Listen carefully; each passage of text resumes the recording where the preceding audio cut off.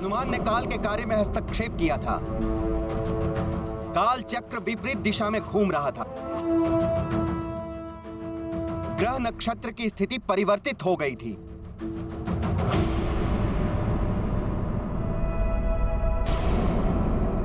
कालदेव, जिन ग्रह नक्षत्रों की स्थिति प्रभावित हुई थी उन्हें मैंने यथावत कर दिया है। उनकी स्थिति को ठीक करके तुम क्षमा के पात्र नहीं हो जाते हो हनुमान।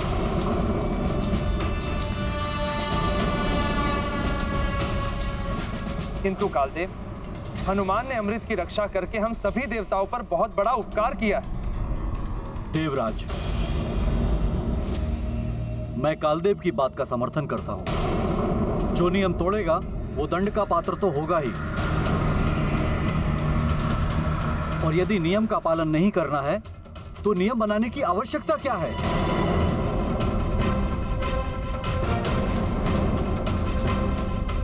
अग्निदेव, कर्म का उद्देश्य एवं परिणाम निर्धारित करते हैं कि कर्म करने वाला दंड का भागी है या पुरस्कार का पात्र। और हनुमान के कर्म का उद्देश्य एवं परिणाम दोनों ही सृष्टि के हित के लिए थे। कारण कुछ भी हो,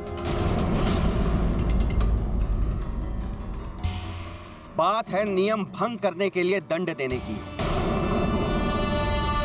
मात्र ग्रहों की स्थिति बदलने के लिए आप हनुमान को दंड का भागी बना रहे हैं। यदि समस्त ग्रह काल चक्र में समा जाते तो क्या होता? इसीलिए उचित ये रहेगा कालदेव कि आप हनुमान को क्षमा कर दें।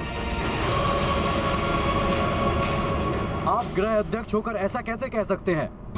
राजा हो या अध्यक्ष, अगर वो नियम का पालन कठोरता से नहीं करा सकता है तो उसे अध्यक्ष बने रहने का कोई अधिकार नहीं।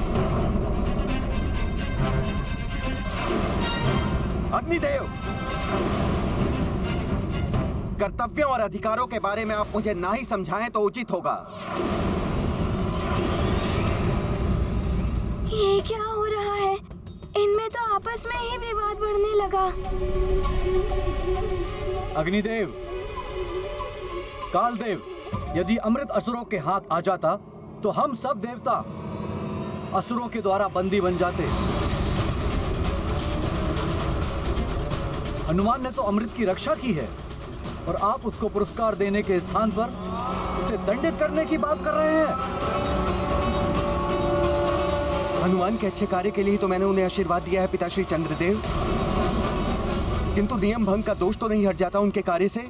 पुत्र बुद्ध, सत्कर्म से अर्जित किए हुए पुण्य पापों को क्षय कर देते हैं, तो अच्छे कर्म दोष का निवारण क्यों नहीं कर सकते? चंद्रदेव सत्य कह रहे हैं। हनुमान दंड का पात्र नहीं है।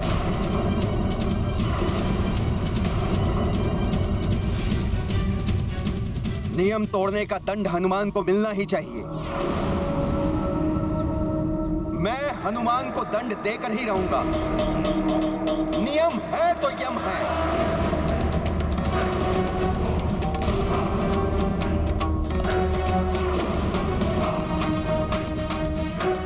मेरी एक छोटी सी भूल इतने बड़े विवाद का रूप ले लेगी, ऐसी तो मैंने कल्पना भी नहीं की थी। कहीं इनमें देव संग्राम न छिड़ जाए। हनुमान को कोई दंड नहीं देगा। यदि उसे दंड देने की कोई चेष्टा भी करेगा तो उसे मेरे साथ युद्ध करना होगा। पिताश्री, हनुमान को नियम तोड़ने का दंड मैं अवश्य दूंगा। सृष्टि का नियम ही है ये, जैसी करनी वैसी भरनी।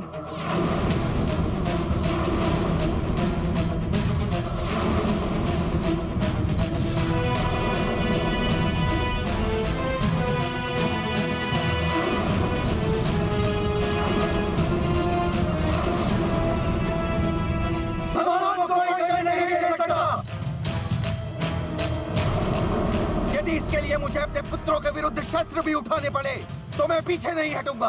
हाँ, हम पीछे नहीं हटेंगे। मेरे कारण देवताओं में युद्ध छिड़ जाए ये उचित नहीं है। मैं ऐसा नहीं होने दूंगा। हनुमान को नियम तोड़ने का दंड अवश्य मिलेगा। यदि उसे दंडित होने से बचाने के लिए मुझे आपके विरुद्ध भी शस्त्र उठाने पड़े तो मैं शस्त्र उठाऊंगा पिताश्री। हम शस्त्र उठाएंगे। हम भी करेंगे।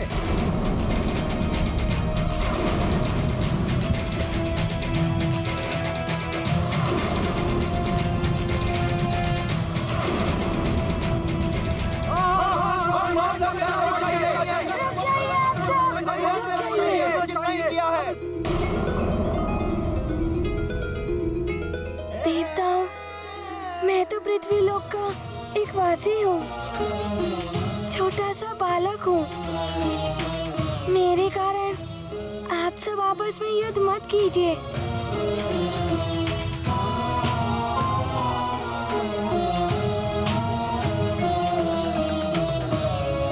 कालदेव, मैंने अपने पुत्र धर्म का पालन किया है। मुझे मात्र मेरी माँ का वचन पूर्ण करना था। तो तुम अपनी माँ का वचन निभाने के लिए हम देवताओं के भी नियम तोड़ दोगे? क्या तुम्हारी माँ हम देवताओं से भी बड़ी हो गई है क्या? हाँ कालदेव, एक पुत्र के लिए उसकी माँ का आंचल उसका संसार होता है। उससे बड़ा कोई नहीं होता कालदेव।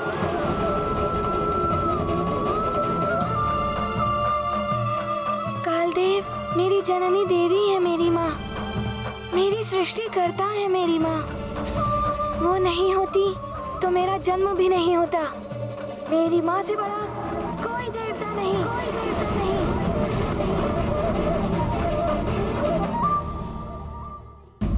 सत्य है हनुमान, माँ ही तो सृष्टि करता होती है। माँ ना हो तो जगत ना हो। पुत्र हो तो हनुमान जैसा, जो माँ की महानता को समझता है।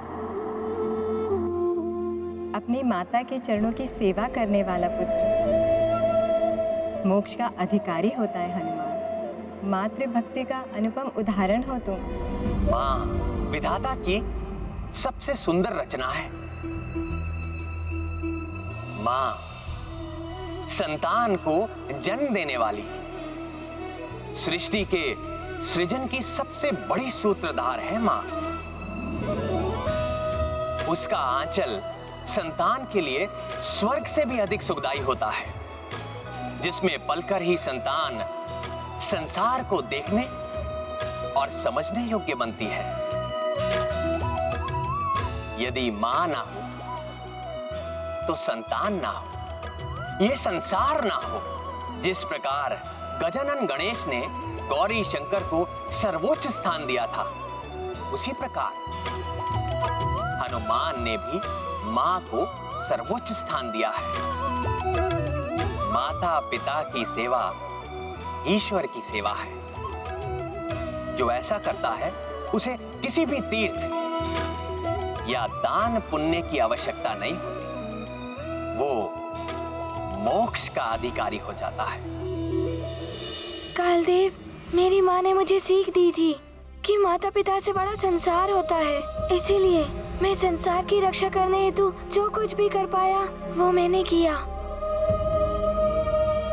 और उसी मध्य मुझसे कोई भूल हुई हो तो मुझे दंड स्वीकार है।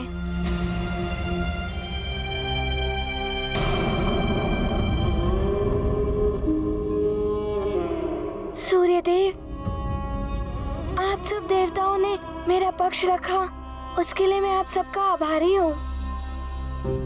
किंतु मैं जानता हूँ, यदि मेरी माँ को ज्ञात हो गया कि उनके पुत्र के कारण समस्त देवताओं में युद्ध छिड़ गया है, तो उन्हें बहुत दुख होगा और उनके दुख से बड़ा दंड मेरे लिए और कुछ नहीं होगा।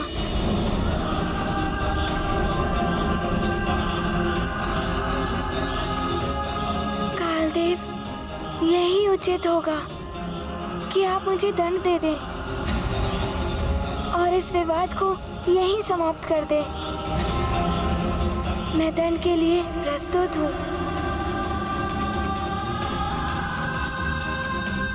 हाँ हनुमान, काल सभी का भविष्य गुप्त रखता है। समय से पहले किसी को भी ज्ञात नहीं होता कि काल कब, कहां, कैसे, क्या कर सकता है। तुम्हारा दंड भी तुम्हें तभी ज्ञात होगा जब तुम्हारा दंड पूर्ण होगा। अब जाओ और अपने दंड पूर्ण होने की प्रतीक्षा करो। जैसी आपकी इच्छा कालदेव, मुझे आज्ञा दें। मेरी माँ व्याकुलता से मेरी प्रतीक्षा कर रही होंगी। प्रणाम कालदेव। प्रणाम देवगणों।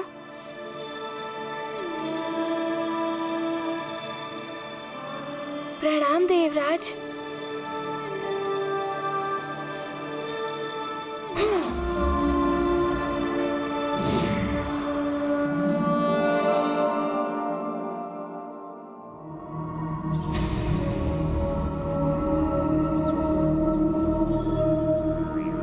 मुझे भी आज्ञा दीजिए। प्रणाम।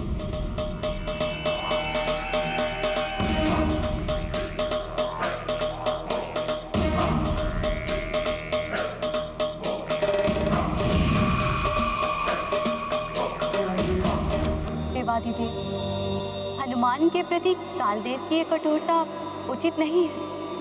देवेश्वरी, धूप जहां पातिक के लिए असहाय होती है, वहीं संसार के लिए जीवनदायिनी शक्ति होती है।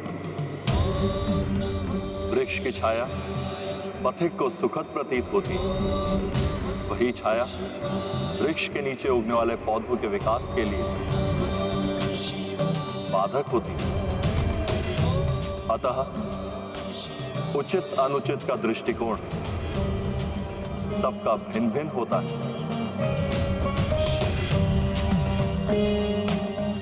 वायुदेव के हृदय में हनुमान के प्रति पितृभाव, सूर्यदेव, चंद्रदेव हनुमान के कार्य को जगत कल्याण से जोड़कर देख रहे हैं, तो दूसरी ओर शनिदेव, कालदेव नियमों के पालन को प्रमुखता देते हैं। तो कुछ ऐसे भी हैं जो उचित अनुचित का निर्णय अपने अहंकार से करते हैं और अपने निर्णय को ही सर्वोपरि समझते हैं।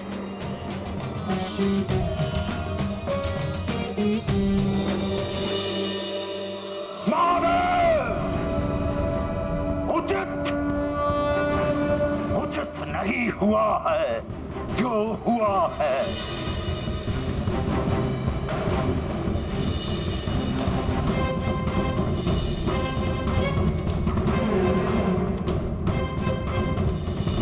तुमने जो पिया है वो अमृत नहीं, चंद्रलोक का जल है, साधारण चंद्र जल। अरे स्वभाव है, संसार के समस्त असुरों के सामने अपमान किया गया। आपके परम ज्ञानी रावण का अपमान किया गया। और क्यों हुआ यह अपमान? इस अपमान का कारण है वो जिसे आपने अपने शीश पर बैठा रखा है। कपटी चंद्रदेव ने छला है मुझे।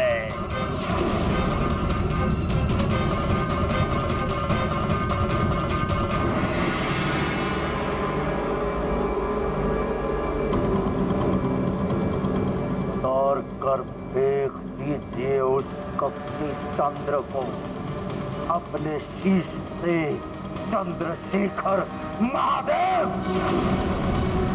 अन्यथा मैं उतार कर फेंक दूंगा अपने शीश को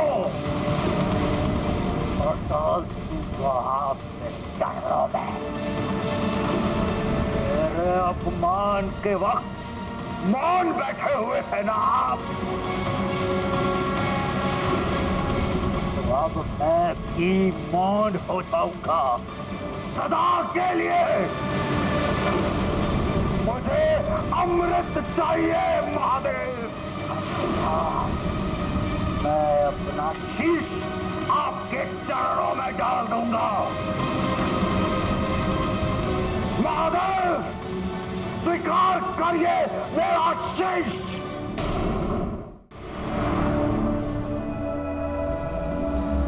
समय से पहले किसी को भी ज्ञात नहीं होता कि काल कब, कहां, कैसे, क्या कर सकता है। तुम्हारा दंड भी तुम्हें तभी ज्ञात होगा जब तुम्हारा दंड पूर्ण होगा। अब जाओ और अपने दंड पूर्ण होने की प्रतीक्षा करो। अच्छा होता कालदेव दंड के विषय में बता देते। ना जाने क्या दंड देंगे वो, किस रूप में देंगे। भवन के द्वार पर कोई है, कुछ देखा सा प्रतीत हो रहा है ये।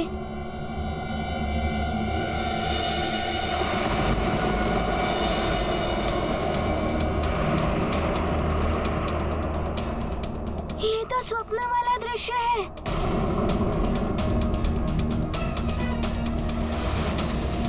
सैनिक, ये कार्य अति आवश्यक है, शीघ्र हो जाना चाहिए। कहीं ये पिताश्री तो नहीं?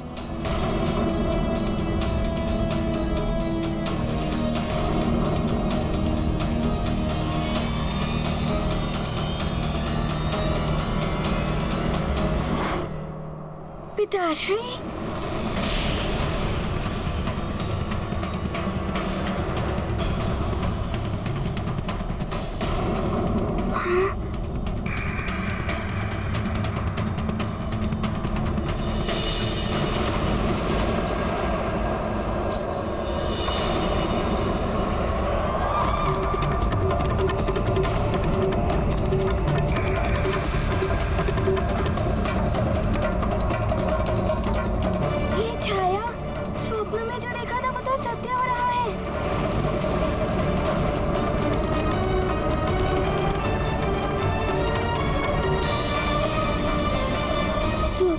ध्वज महल के ऊपर से गिरा था।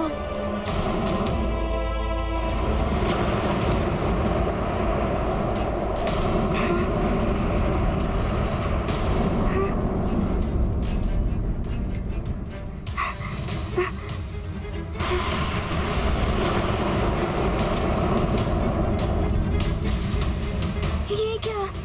ये ध्वज कहीं मेरे पिताश्री के ऊपर गिर गया तो?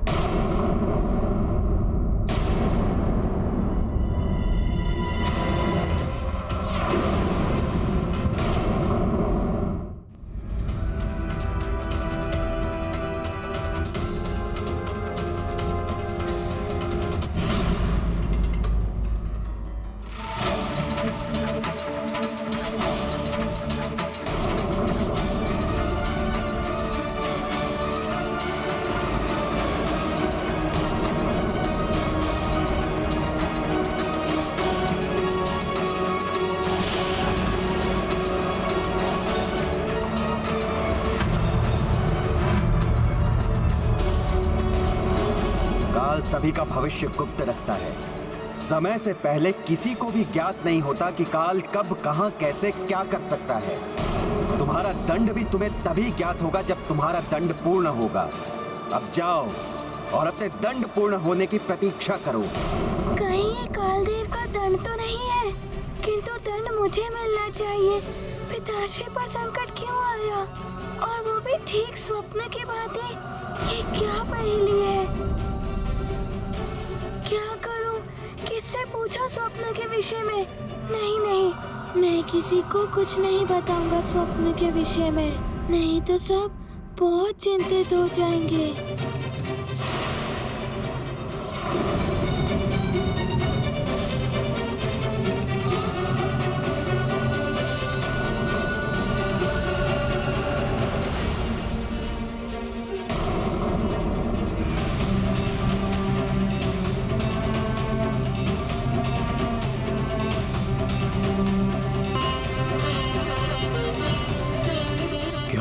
पुत्र?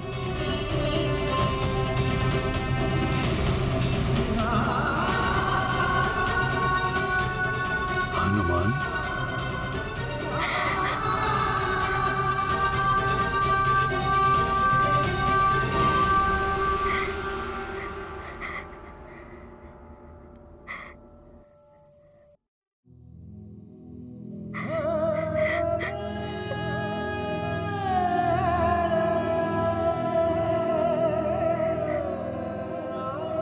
ये क्या? मेरा पुत्र हनुमान रो रहा है। कितने असुरों को परास्त करने वाला हनुमान, सारी सृष्टि के संकट हरने वाला हनुमान रो रहा है।